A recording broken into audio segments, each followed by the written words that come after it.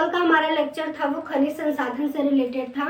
देखिए आपके यूपीपी के सिलेबस में प्राकृतिक संसाधन टॉपिक दिया हुआ है। तो प्राकृतिक संसाधन में हमने जो कल पढ़ा था वो खनिज संसाधन को पढ़ा था, और आज जो हमारा टॉपिक है वो है ऊर्जा संसाधन। ये दो आपके सिलेबस में ये टॉपिक दिया हुआ है, तो उसको आज हम कवर कर लेते हैं। देखिए ऊर्जा संसाधन का वर्गीकरण देख लेते हैं। इसका वर्गीकरण दो आधार पर होता है। एक तो होता है परंपरागत प्रयोग के आधार पर, और एक होता है उपलब्धता के आधार पर। परंपरागत प्रयोग के आधार पर अगर हम देखें तो एक होता है परंपरागत ऊर्जा और एक होता है गैर परंपरागत ऊर्जा। परंपरागत ऊर्जा किसे कहते हैं? परंपरागत ऊर्जा उसे कहते हैं जिसका यूज क्या है, मानव मतलब प्रारंभ से ही क्या है करता चला आ रहा है, उसको हम कहते हैं परंपरागत ऊर्जा। जिसका उपयोग क्या कर रहे हैं, मानव प्रारंभ से ही करता चला आ रहा है, उसको परंपरागत ऊर्जा कहते हैं। एग्जाम्पल के तौर पर ये है आपका कोयला, पेट्रोलियम, खनिज तेल और प्राकृतिक गैस। ये कैसे ऊर्जा के स्रोत हैं? ये परंपरागत ऊर्जा के स्रोत हैं। और गैर परंपरागत ऊर्जा किसे कहते हैं? जिसको मानवों द्वारा क्या किया गया हो, विकसित किया गया हो।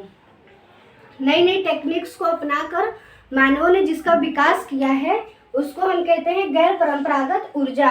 एग्जाम्पल के तौर पर सौर ऊर्जा, पवन ऊर्जा, ज्वारीय ऊर्जा और परमाणु ऊर्जा, ये आपके क्या है, गैर परंपरागत ऊर्जा के स्रोत हैं।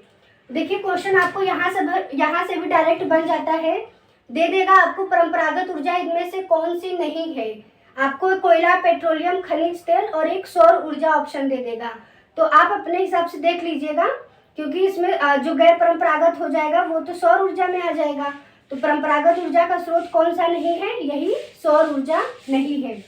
तो आप ऐसा डायरेक्ट क्वेश्चन भी यहाँ से बन जाते हैं एग्जाम में। बात करेंगे उपलब्धता के आधार पर। तो उपलब्धता के आधार पर एक नवीकरणीय ऊर्जा होती है और एक अनवीकरणीय।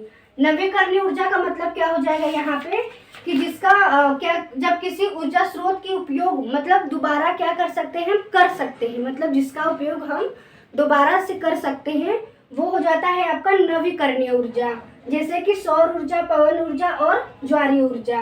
और अनवीकरणीय जिसका मतलब सोर्स क्या है, मतलब जिसकी उपलब्धता क्या है, वो क्या है, लिमिटेड है, मतलब सीमित मात्रा में उपलब्ध हो और जिसका उपयोग हम बार बार नहीं कर सकते, वो कैसी ऊर्जा होती है? वो होती है आपकी अनवीकरणीय ऊर्जा, जैसे कोयला, पेट्रोलियम, प्राकृतिक गैस और परमाणु ऊर्जा। तो ये है वर्गीकरण परंपरागत प्रयोग के आधार पर और उपलब्धता के आधार पर।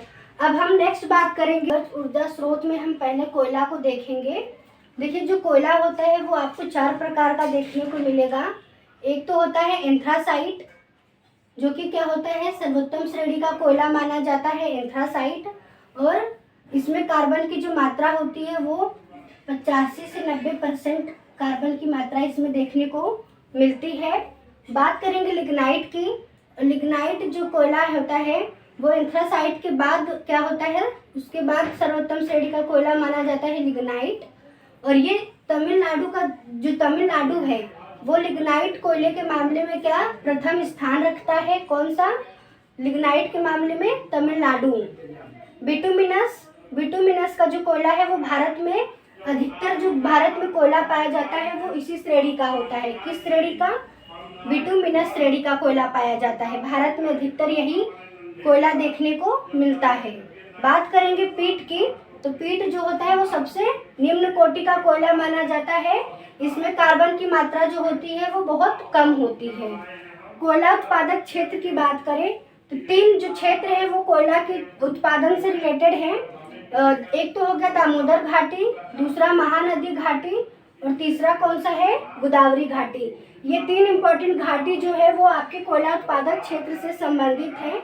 और दामोदर घाटी में भी आपका झारखंड और पश्चिम बंगाल देखने को मिलेगा। झारखंड में दो जो है जगह है जो कोयला से रिलेटेड है, एक आपका झरिया और एक बोकारो। आप इसको अच्छे से याद कर लीजिएगा कि झारखंड, देखिए झार से झार है और झ से यहाँ पर भी झरिया छुपा हुआ है, झार झरिया ऐसे याद कर लीजिए। और एक बोकारो याद कर लीजिए झारखंड का। और पश्चिम बंगाल का क्या है, रानीगंज। ये कोयला का उत्पादक का क्या है, बड़ा क्षेत्र माना जाता है। और अगर महानदी घाटी की बात करें तो महानदी घाटी का जो विस्तार है वो आपको छत्तीसगढ़ और उड़ीसा तक देखने को मिलेगा। छत्तीसगढ़ का कोरबा जो है वो कोयला के लिए जाना जाता है, और उड़ीसा का कौन सा जगह है, तालचेर। ये दोनों जगह जो है वो छत्तीसगढ़ और उड़ीसा के हैं। छत्तीसगढ़ का कोरबा और उड़ीसा का क्या है, तालचेर। ये कोयला उत्पादक क्षेत्र है और कोयला के लिए ये जाने जाते हैं ये जगह। और नेक्स्ट हम बात करेंगे गोदावरी घाटी का। इसका जो विस्तार है वो तेलंगाना तक है, और तेलंगाना का जो सिंगरेनी क्षेत्र है ये आपके कोयला के लिए महत्वपूर्ण जगह माना जाता है। ये आप अच्छे से इसको याद कर लीजिए। देखिए बात करेंगे खनिज तेल और प्राकृतिक गैस की। देखिए ये जो खनिज तेल और प्राकृतिक गैस है वो आपको औषधि सेल की चट्टानों में आपको देखने को मिलेंगे। इनका निर्माण जो होता है वो औषधि सेलों में होता है। और क्वेश्चन आपसे अगर ये पूछ ले जाएगा कि भारत में सर्वप्रथम खनिज तेल का कुआं कहाँ खोदा गया था, तो आपका आंसर हो जाएगा कहाँ पर, माकुम में। और ये माकुम आपको कहाँ देखने को मिलेगा, असम में। तो असम के माकुम में सर्वप्रथम खनिज तेल का कुआं 1867 में खोदा गया था, पर ये क्या हो गया था, असफल हो गया था। ये कैसा था, असफल था।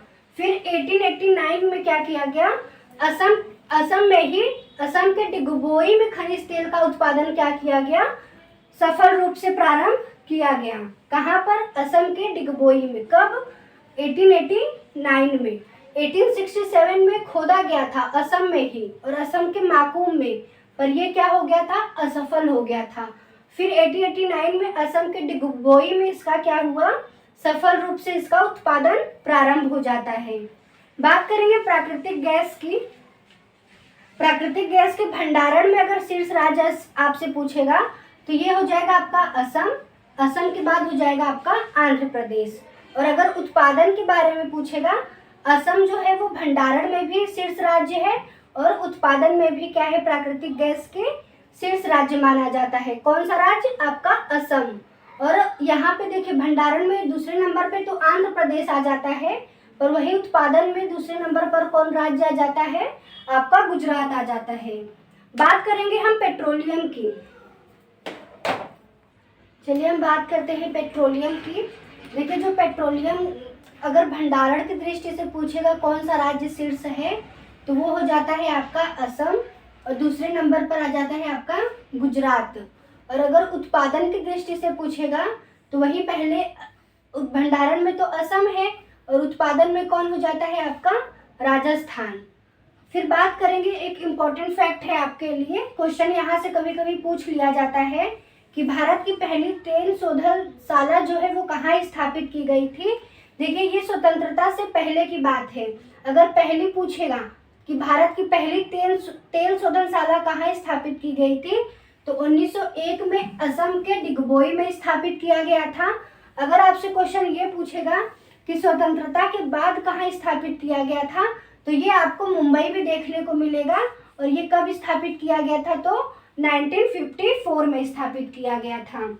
वहीं अब हम बात करते हैं परमाणु ऊर्जा की। देखिए परमाणु ऊर्जा जैसे कि परमाणु खनिज होते हैं ना, यूरेनियम, लिथियम, थोरियम, ग्रेफाइट, इन सब के द्वारा जो ऊर्जा प्राप्त होती है उसी को हम क्या कहते हैं, परमाणु ऊर्जा कहते हैं। और अगर आपसे क्वेश्चन ये पूछ ले कि परमाणु शक्ति के जनक कौन थे, तो ये थे आपके जहांगीर भाभा। मोस्ट इम्पॉर्टेंट नाम है आपके लिए, याद कर लीजिएगा कि परमाणु शक्ति के जनक कौन थे, तो ये थे आपके जहांगीर भाभा। और इन्हीं के निर्देशन में 1954 में क्या किया गया था, परमाणु विभाग की स्थापना की गई थी। अब हम बात करेंगे नाभिकीय ऊर्जा की।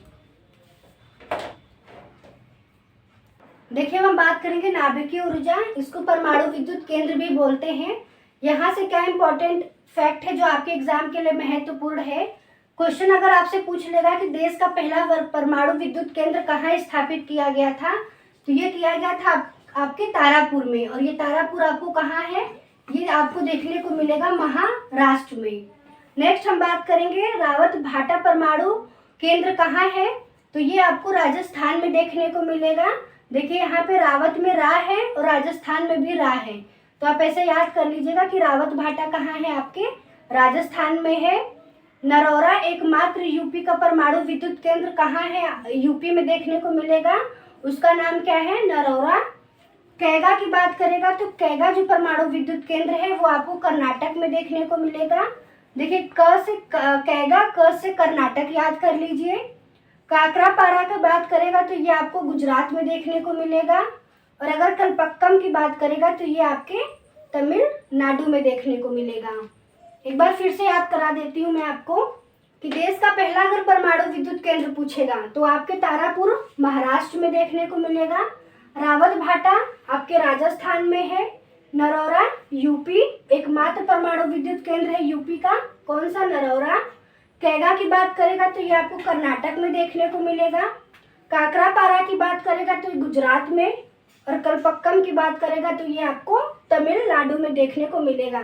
देखिए नाम से ही आपको लग रहा है कि ये थोड़ा दक्षिण का जो परमाणु विद्युत केंद्र है, दक्षिण के थोड़ा सा नाम अजीब होते हैं, तो इसका नाम भी थोड़ा सा अजीब है, कलपक्कम, तो आप याद कर लीजिएगा, तमिलनाडु। अब हम बात करते हैं सौर ऊर्जा।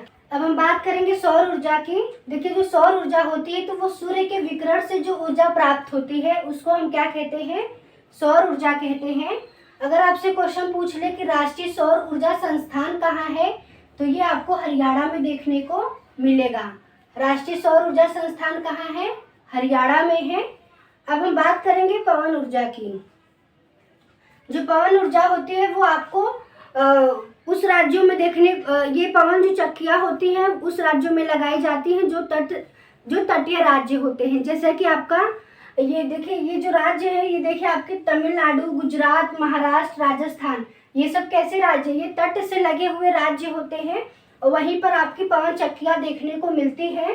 पवन चक्कियाँ उन स्थानों पर लगाई जाती हैं जहाँ से जो पवन होती है बिना अवरोध के क्या हो, मतलब हवा जो है वो बिना अवरोध के आगे बढ़ सके, वहीं पर पवन चक्कियाँ आपको देखने को मिलेंगी।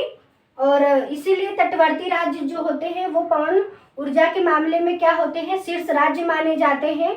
और देश की अगर सबसे बड़ी पवन ऊर्जा इकाई पूछ लेगा तो ये आपको तमिलनाडु में देखने को मिलेगा। और राष्ट्रीय पवन ऊर्जा संस्थान कहाँ है, ये आपको चेन्नई में, तमिलनाडु के चेन्नई में ही आपको देखने को मिलेगा। अगर राष्ट्रीय सौर ऊर्जा की बात करेगा तो हरियाणा में, और पवन ऊर्जा की बात करेगा तो ये आपको चेन्नई में देखने को मिलेगा। और ये देश की सबसे बड़ी पवन ऊर्जा इकाई कहाँ स्थापित की गई है, ये आपकी तमिलनाडु में स्थापित की गई है। बात करेंगे ज्वारीय ऊर्जा की।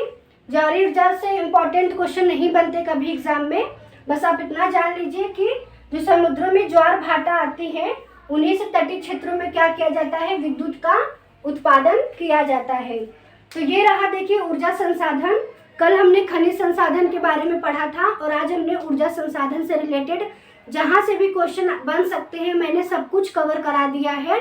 और खनिज संसाधन से भी जहाँ से एग्जाम में क्वेश्चन देखे गए हैं और आगे बन भी सकते, वो हमने सब कुछ कवर करा दिया है।